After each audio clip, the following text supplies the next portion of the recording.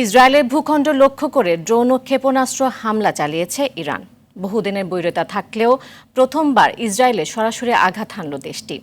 ইরানের বেশিরভাগ ড্রোন ও ক্ষেপণাস্ত্র প্রতিহত করলেও অন্তত 7টি ক্ষেপণাস্ত্র আঘাত হেনেছে ইসরায়েলের মাটিতে। এই হামলার নিন্দা জানিয়েছে জাতিসংঘ মহাসচিব।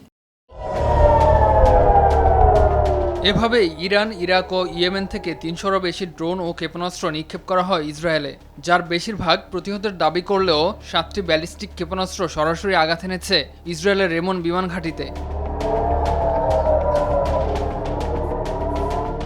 সামাজিক মাধ্যমে ছড়িয়ে পড়া ভিডিওতে দেখা যায় রেমন বিমান ঘাঁটিতে খুব দ্রুত গতিতে আঘাত হানছে ক্ষেপণাস্ত্র। সেখানে আগুনের ফুলকিও দেখা যায়।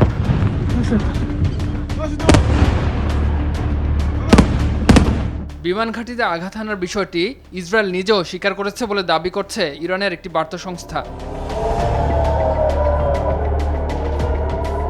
সম্প্রতি সিরিয়ার দামেস্কে ইরানি কনসুলেট লক্ষ্য করে হামলা চালায় ইসরায়েল।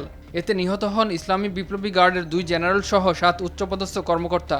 মূলত ওই হামলার প্রতিশোধ নেয় ইরান।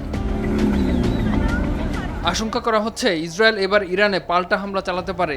তবে পাল্টা হামলা হলে তা সমর্থন না করার কথা জানিয়েছে মার্কিন প্রেসিডেন্ট জো বাইডেন। বিশ্লেষকরা বলছেন এই হামলায় বরং লাভ হয়েছে ইসরায়েল প্রধানমন্ত্রী নেতানিয়াহুর। এর ফলে গাজায় চালানো গণহত্যার বিষয়টি এখন ঢাকা পড়ছে। একই সঙ্গে হামলার তীব্র নিন্দা জানিয়েছেন জাতিসংঘ মহাসচিব। ইমতিয়াজ আহমেদ, RTV।